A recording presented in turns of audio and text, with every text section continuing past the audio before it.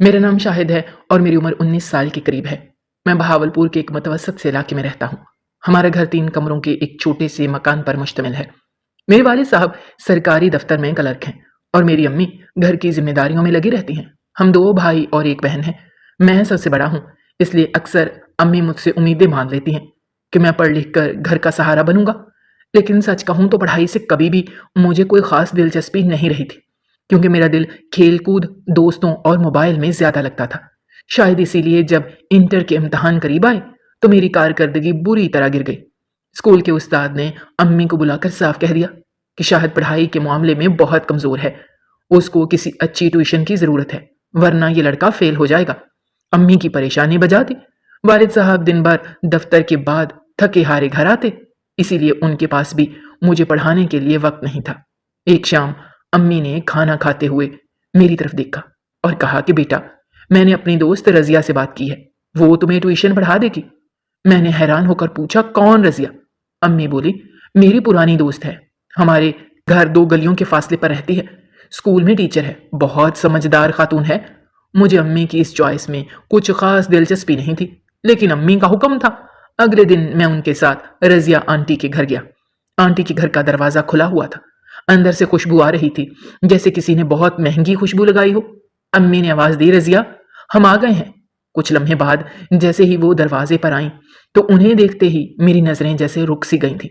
وہ درمیانی عمر کی خاتون تھی، شاید 40 کے آس پاس، مگر پھر بھی ان کی گفتگو میں ایک خاص نرمی اور تاثر تھا۔ گھنے بال، صاف رنگت اور گہری آنکھیں، آنکھوں میں عجیب سا سحر تھا، مگر ان کا لباس عام سا تھا، مگر تھا سلیقے والا۔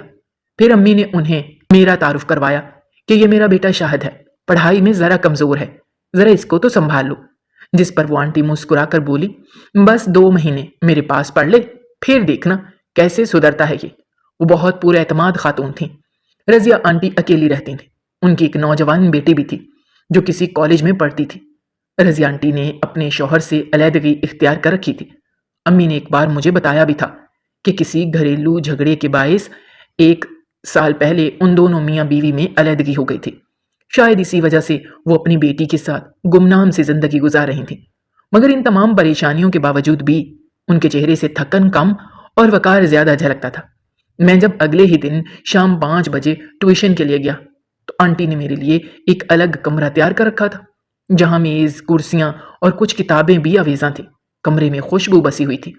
میری آمد پر انہوں نے ہنستے ہوئے مجھے خوش آمدید کہا اور بولی، آ جاؤ شاہد، آج تمہارا یہاں پہلا دن ہے، اس لیے تجھے مجھ سے تھوڑی جھجک محسوس ہوگی، لیکن تم نے ڈرنا بالکل بھی نہیں ہے۔ یہ کہتے ہوئے ان کی آنکھوں میں ایک عجیب سا سحر تھا۔ پہلے دن جب انہوں نے میرے مضامین کے مجھ سے ٹیسٹ لیے تو میں بالکل ہی نکما نکلا تھا۔ وہ بار بار مسکرا کر بولتی رہیں، پریشان نہ ہونا، تم نالائق نہیں ہو، بس دل لگا کر پڑھو، باقی مجھ پر چھوڑ دو۔ آہستہ آہستہ میں روز شام کو ان کے گھر جانے لگا۔ ٹیوشن کا وقت 2 گھنٹے کا ہوتا، مگر کبھی کبھی 3 بھی ہو جاتے۔ درمیان میں چائے، کبھی بسکٹ، کبھی آنٹی کی ہلکے مزاحیہ جملے، جن سے ماحول ہلکا پھلکا ہو جاتا۔ میں نے محسوس کیا کہ رضیہ آنٹی صرف استاد نہیں بلکہ ایک اچھی دوست بھی ہیں۔ وہ میری بات کو غور سے سنتی اور پھر کبھی مجھے قیمتی مشورہ دیتی اور کبھی کہتی کہ شاہد، تمہارے اندر جذبہ ہے، بس تم اپنے آپ کو پہچانو، اور ان کے یہی جملے میرے دل کو چھو جاتے تھے۔ اب میرا ایک پل کے لیے بھی ان سے دور جانے کو دل نہیں کرتا تھا، کیونکہ ان کی موجودگی مجھے ایک عجیب سا سکون دینے لگی تھی۔ ایک شام یوں ہی جب ٹیوشن لیتے ہوئے میں نے جلدی میں اپنا موبائل آنٹی کی میز پر رکھ دیا تو تب وہ میری کاپی چیک کر رہی تھی کہ اچانک موبائل کی سکرین پر نوٹیفکیشن آیا۔ انہوں نے جب ایسے ہی بے دھیانی سے میرا موبائل اٹھایا تو اگلے ہی لمحے ان کے چہرے کا رنگ بدل گیا۔ یہ کیا ہے شاہد؟ میں چونک گیا۔ کیا ہوا آنٹی؟ انہوں نے موبائل میری طرف بڑھاتے ہوئے کہا، تمہارے فون پر یہ ویڈیوز کیا کر رہی ہیں؟ تمہیں شرم نہیں آتی؟ میرا دل دھڑکنے لگا۔ آنٹی، وہ بس دوستوں نے بھیجی تھیں، ورنہ میں تو ایسا نہیں ہوں۔ جس پر انہوں نے سخت لہجے میں کہا، میں تمہاری امی کو بتاؤں گی۔ میں فوراً اٹھا اور ان کے قدموں کے قریب بیٹھ کر ہاتھ جوڑ کے بولا، خدا کے لیے آنٹی، میری امی کو مت بتائیے گا، ورنہ وہ بہت پریشان اور مجھ سے ناراض ہوں گی۔ کمرے میں چند لمحوں کے لیے خاموشی چھا گئی۔ آنٹی نے گہرا سانس لیا، پھر آہستہ سے بولی، ٹھیک ہے شاہد، مگر ایک شرط پر۔ ایسا ممکن ہو سکتا ہے؟ میں نے ڈرتے ہوئے پوچھا، کیا شرط ہے آنٹی؟ वो हल्की मुस्कुराहट के साथ बोली, अब से तुम मुझसे कुछ छुपाओगे नहीं और मेरी हर बात पर दिलो जान से अमल करोगे और मुझसे गहरी दोस्ती भी करोगे। उनकी बात सुनकर मैं हैरान रह गया। गहरी दोस्ती, वो भी अपनी टीचर से? मुझे तो ये सब मजाक लग रहा था, मगर आंटी के लहजे में कोई मजाक नहीं था। वो मुस्कुरा रही थी, मगर आंखों में एक अजीब तन्हाई ही छुपी थी। मैंने हिचकिचाते हुए सर हिला दिया। ठीक है आंटी, जैसा आप कहें, मुझे मंजूर है। अगले दिन जब मैं ट्यूशन के लिए गया तो मेरे दिल में अजीब सा दबाव था। कल वाली बात भी मेरे जहन में बार बार घूम रही थी। फिर जब मैंने आंटी के घर का दरवाजा बजाया तो आंटी ने हमेशा की तरह मुस्कुराते हुए दरवाजा खोला, मगर आज उनकी मुस्कुराहट में कुछ मुख्तलिफ था। वो कुछ पुरजोश भी थी और संजीदा भी। फिर वो बोली, आ जाओ शाहिद, आज तुमने आने में इतनी देर क्यों कर दी? जिस पर मैं बोला, जी आंटी, थोड़ा काम था इसलिए ताखिर हो गई। फिर मैंने नजरें झुकाए उनके घर में कदम रखा तो आंटी चाय बनाने किचन में चली गई थी और मैं भी सामने लाउंज में सोफे पर बैठ गया। फिर उन्होंने चाय बनाते हुए धीमी आवाज में कहा, और सुनाओ शाहिद, तुझे मेरी कल वाली शर्त तो याद है ना? मैंने नजरें उठाई तो बेसाख्ता मेरे चेहरे पर शर्माते हुए मुस्कुराहट फैल गई। मैंने कहा, जी वही दोस्ती वाली? वो मुस्कुराई और बोली, हाँ वही। मैंने कहा, ये तो मेरी खुशकिस्मती होगी कि मुझे टीचर के साथ साथ आप जैसी अच्छी दोस्त भी मिल जाएगी। जिस पर आंटी बोली, बस ठीक है, फिर अब हम उस्ताद और शागिर्द के साथ साथ अच्छे दोस्त भी हैं। इस जुमले के बाद उनके लहजे में एक अजीब सी अपनायत आ गई थी। मुझे लगा जैसे उनके अंदर कहीं कोई अधूरापन है जो अब मुकम्मल होने की कोशिश कर रहा है। और अब ट्यूशन का माहौल भी पहले जैसा नहीं रहा था, क्योंकि वो पहले पहल तो सिर्फ किताबों की बातें किया करती थी। अब दरमियान में कभी कभी अपने बचपन की बातें भी सुनाती, कभी कहती, तुम जैसे शागिर्द बहुत कम मिलते हैं जो हर बात को खामोशी से सुनते भी हैं और समझते भी हैं। वो इतनी नरमी से बातें करती थीं कि मैं उनकी बातों में खो सा जाता था और ये सब मेरी समझ से बाहर था। कभी कभी वो कुछ देर के लिए खामोश हो जाती, जैसे माजी की किसी याद में डूब सी गई हों। एक दिन मैंने पूछ ही लिया, आंटी, आप अकेली क्यों रहती हैं?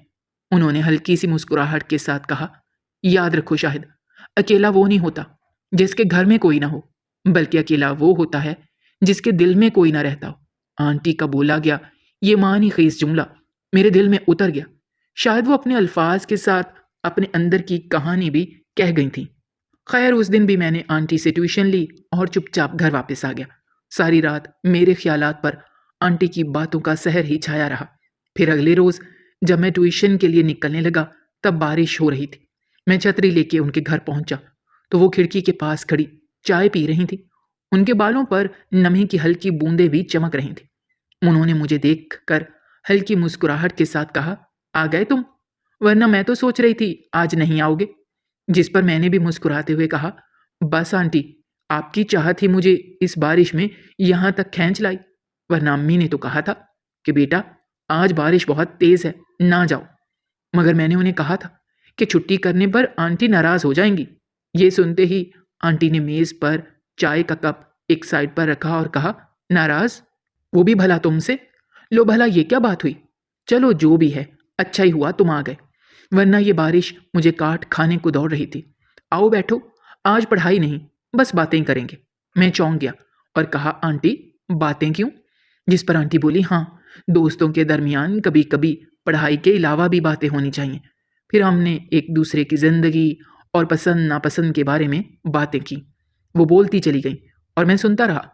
कभी तो उनकी आंखों में चमक आ जाती थी, कभी उदासी, मगर उनके लहजे में एक खास कशिश थी जो मेरे दिल को मुसलसल बेचैन कर रही थी।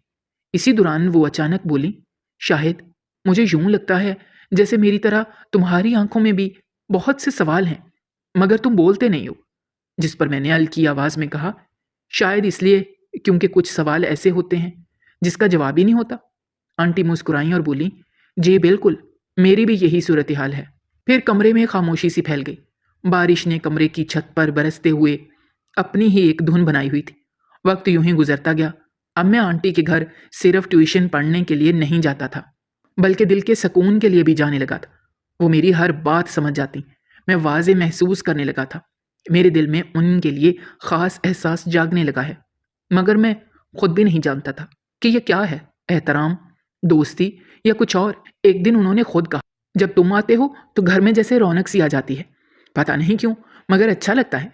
मैंने नज़रें झुकाईं और कहा, आंटी शायद आपको तन्हाई महसूस होती है। आंटी बोली, हाँ ये तन्हाई ही तो है, मगर तुम आते हो तो कम हो जाती है। ये सुनते ही मेरे दिल में जैसे कोई लहर सी उठी थी।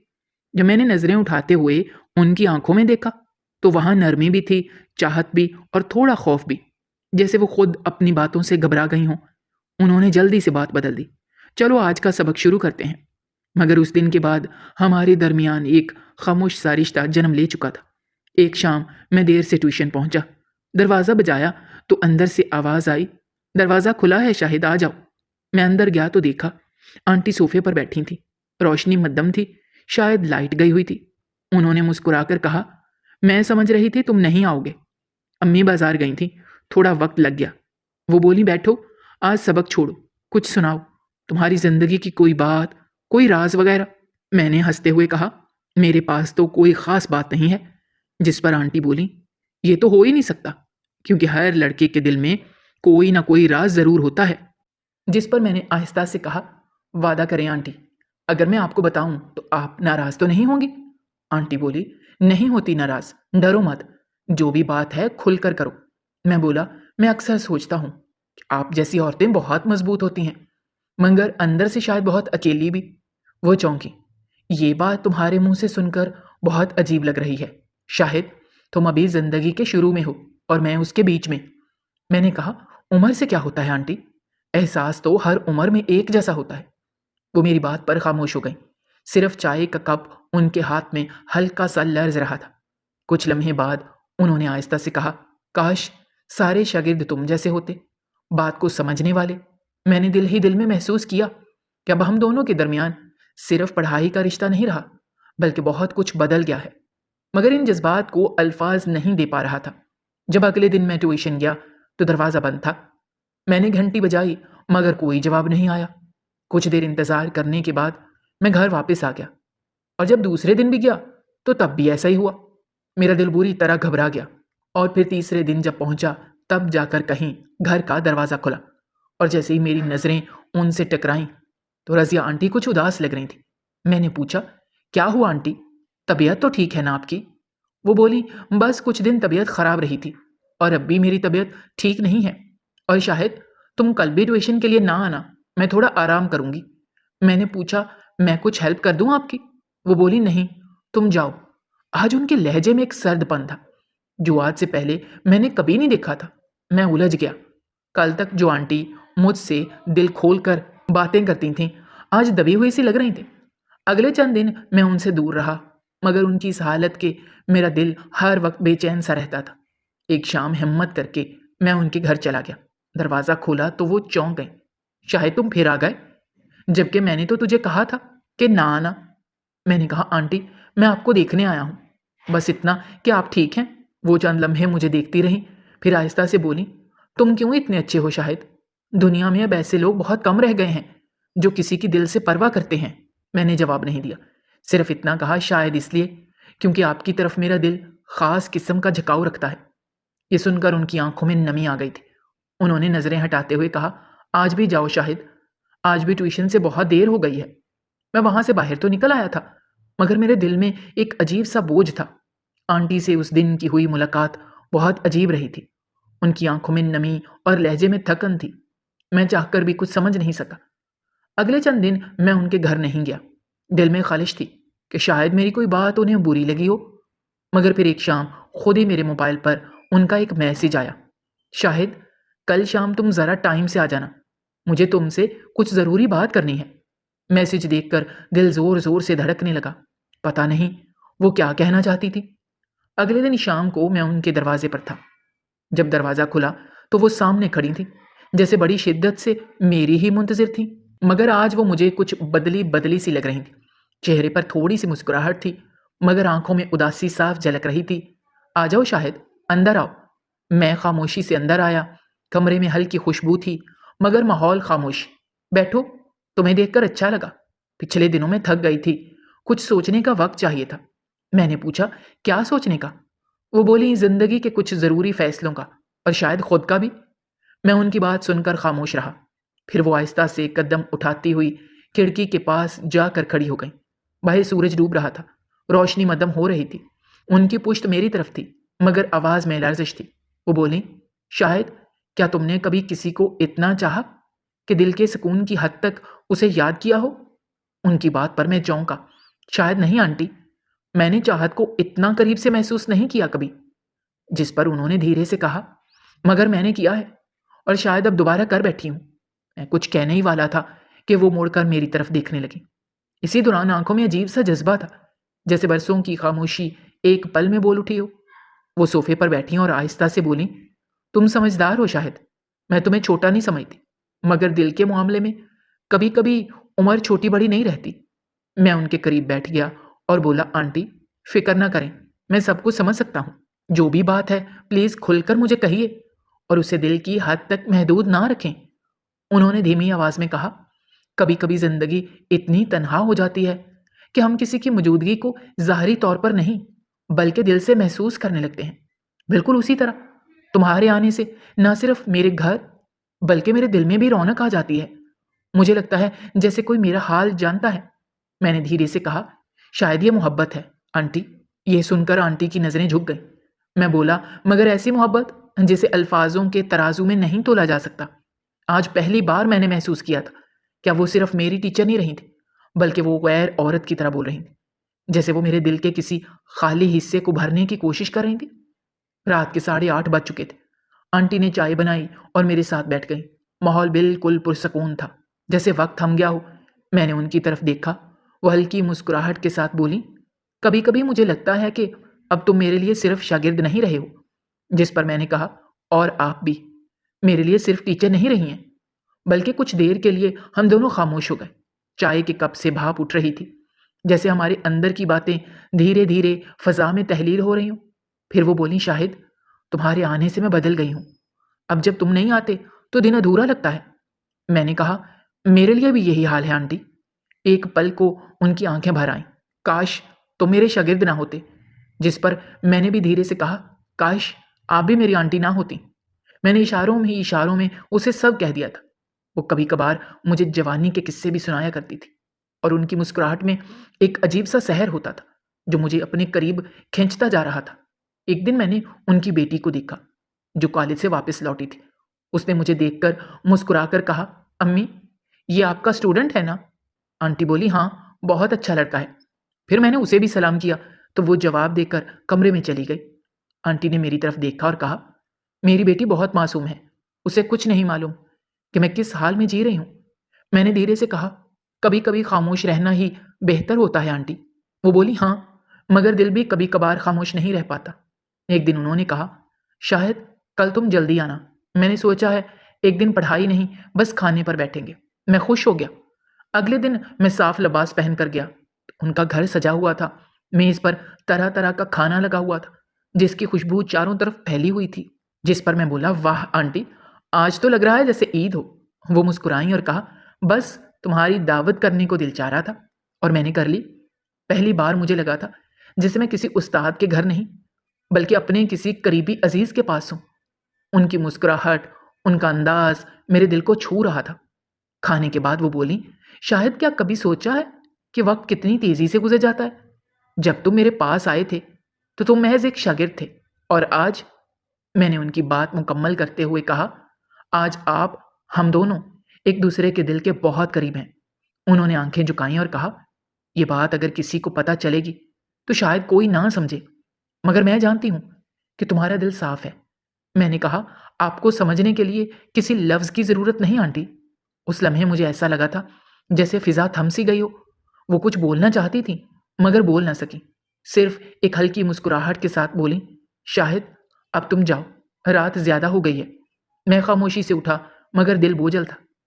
اگلے دن جب میں گیا تو آنٹی کا رویہ بدل چکا تھا۔ وہ بہت رسمی سی لگ رہی تھی۔ بیٹھو، آج آخری کلاس ہے کیونکہ تمہاری تیاری مکمل ہو گئی ہے۔ اب تمہیں کسی اور ٹیچر کے پاس جانے کی ضرورت نہیں پیش آئے گی۔ میں حیران رہ گیا، کیا مطلب آنٹی؟ کیا آپ مجھے مزید پڑھائیں گی نہیں؟ نہیں شاہد، اب تم خود سیکھنا ہے۔ میں نہیں چاہتی کہ یہ رشتہ کسی غلط زاویے سے دیکھا جائے۔ میرے منہ سے آواز نکلی، لیکن آنٹی میں تو صرف پڑھنے ہی آتا ہوں۔ وہ بولی، ہاں مگر دنیا ہمیں کسی اور نظر سے دیکھتی ہے۔ میں نے جب ان کی آنکھوں میں دیکھا تو وہاں آنسو تھے۔ میں نے پوچھا، تو پھر کیا ہم دوست بھی نہیں رہ سکتے؟ انہوں نے آہستہ سے کہا، رہ سکتے ہیں، مگر فاصلہ ضروری ہے۔ میں نے سر جھکا لیا۔ اس لمحے مجھے یوں لگ رہا تھا جیسے میرا دل کسی نے مٹھی میں بھینچ لیا ہو۔ آخری دن جب میں ان کے گھر سے نکلا، اسی دوران جب میں نے پیچھے مڑ کر دیکھا تو وہ ابھی تک دروازے پر ہی کھڑی تھی، نظریں جھکائے، ہاتھ میں چائے کا کپ لیے۔ میں نے ایک پل کے لیے سوچا واپس جا کر کہوں میں نہیں جا سکتا، مگر قدموں نے میرا ساتھ نہ دیا۔ گھر آ کر بھی میں ساری رات جاگتا رہا، ذہن میں ان کے الفاظ گونجتے رہے۔ دنیا کی پرواہ نہ کرتے ہوئے میرا دل اس بات کو ماننے کے لیے تیار نہیں تھا، مگر عقل کہہ رہی تھی کہ شاید وہ ٹھیک تھی۔ میں نے فیصلہ کر لیا تھا کہ اب ان سے ہرگز رابطہ نہیں کروں گا۔ پھر دن یوں ہی اس عجیب سی بے چینی میں گزرتے رہے، اور چند ہفتے بعد میرے موبائل پر آنٹی کا میسج آیا، شاہد تمہارا نتیجہ آ گیا ہے، تم پاس ہو گئے ہو، مبارک ہو۔ جبکہ جواباً میں نے صرف اتنا جواب دیا، یہ سب آپ کی محنت کا نتیجہ ہے آنٹی، آپ کا بہت شکریہ۔ پھر اس کے بعد ان کا مجھے کوئی پیغام نہیں آیا، مگر دل کے کسی کونے میں ان کی مسکراہٹ، ان کی باتیں، ان کی قربت ہمیشہ کے لیے رہ گئی تھی۔ پھر یوں ہی زندگی آہستہ آہستہ معمول پر آنے لگی، مگر پھر بھی رضیہ آنٹی کی یاد میرے دل سے نہ جا سکی، اور میں چاہ کر بھی ان کے گھر نہ جا سکا۔ وہ فاصلہ جو انہوں نے خود قائم کیا تھا میں نے بھی برقرار رکھا، مگر دل کے کسی گوشے میں ان کا چہرہ، ان کی باتیں اور انکہی قربت جیسے نقش بن گئی تھی۔ پھر یوں ہی کئی مہینے بیت گئے، میں نے کالج ختم کیا اور اپنی نوکری کی تلاش شروع کر دی، مگر جب بھی میں گلی کے اس موڑ سے گزرتا جہاں آنٹی کا گھر تھا، دل خود بخود رک سا جاتا تھا۔ کبھی ان کا دروازہ مجھے کھلا ہوا نظر آتا تو کبھی بند، مگر ان کا دروازہ کھٹکھٹانے کی مجھ میں ہمت نہ ہوتی تھی۔ ایک دن اتفاق سے میں نے امی سے سنا کہ رضیہ آنٹی کہیں دوسری جگہ شفٹ ہو گئی ہیں۔ پھر انہوں نے عام سے لہجے میں کہا، شاید وہ اپنی بیٹی کے پاس چلی گئی ہیں، لاہور میں، کیونکہ وہ یہاں اکیلی نہیں رہنا چاہتی تھیں۔ یہ سنتے ہی میرا دل جیسے اندر ہی اندر جل اٹھا تھا۔ پھر یوں ہی 5 سال مزید گزر گئے۔ میں اب ایک پرائیویٹ کمپنی میں کام کرتا تھا۔ زندگی نے مجھے بے حد مصروف کر دیا تھا، مگر کچھ چہرے وقت کے ساتھ بھی دھندلے نہیں ہوتے۔ آنٹی ان میں سے ایک تھیں۔ ایک دن دفتر سے واپسی پر فیس بک کھولی تو ایک جان پہچان والا نام سامنے آیا، رضیہ پروین۔ پروفائل میں وہی حسین چہرہ تھا، مگر ان کے بالوں میں ہلکی سی چاندنی اتر چکی تھی۔ ان کی پروفائل دیکھ کر میں چند لمحے خاموش رہا۔ میرے دل نے کہا ایک بار انہیں ہیلو لکھ دوں، مگر ہاتھ رک گیا۔ پھر اگلے دن ایک میسج آیا، تم شاہد ہی ہو نا؟ میں نے تمہارا نام دیکھا تو یقین نہیں آیا۔ میں چند لمحے خاموش رہا، پھر جواب دیا، جی آنٹی میں شاہد ہی ہوں، آپ کیسی ہیں؟ انہوں نے لکھا، ٹھیک ہوں، مگر تمہاری یاد بہت آ رہی تھی مجھے، مگر موبائل تبدیل کرنے سے تمہارا نمبر گم ہو گیا تھا۔ پھر اچانک سے جب تمہاری فیس بک آئی ڈی میرے سامنے آئی تو میں نے تجھے میسج کر دیا۔ میں نے پوچھا، اب آپ کی کیا مصروفیات ہیں؟ وہ بولی، میں اب یہاں لاہور کے پرائیویٹ کالج میں پڑھاتی ہوں، مگر ہمیشہ تمہاری یاد میرے ذہن پر چھائی رہی، کیونکہ تم میرے بہت اچھے شاگرد تھے اور ہمراز بھی، بلکہ شاید اس سے بھی بڑھ کر۔ اس دوران میں نے محسوس کیا کہ برسوں کے فاصلے کے باوجود آج بھی ان کے لہجے میں وہی نرمی، وہی اپنائیت تھی جو پہلے ہوا کرتی تھی۔ اتفاقاً چند دن بعد میری کمپنی کی لاہور میں ایک ضروری میٹنگ تھی۔ دل نے فیصلہ کر لیا کہ اب جو ہوگا دیکھا جائے گا۔ میں نے آنٹی کو میسج کیا کہ میں لاہور آ رہا ہوں، اگر آپ کو برا نہ لگے تو کیا ہماری ملاقات ہو سکتی ہے؟ انہوں نے جواب دیا، کیوں نہیں، ضرور آؤ، میں تو بڑی شدت سے تمہاری منتظر ہوں۔ دونوں مل کر پرانے دنوں کی یادوں کو تازہ کریں گے۔ پھر جیسے ہی میں کمپنی کی طرف سے اپنی چند دوستوں کے ساتھ لاہور پہنچا تو میٹنگ سے فری ہو کر میں ٹھیک 5 بجے ان کے گھر پہنچ گیا۔ دروازہ کھلا تو وہی سامنے کھڑی تھی۔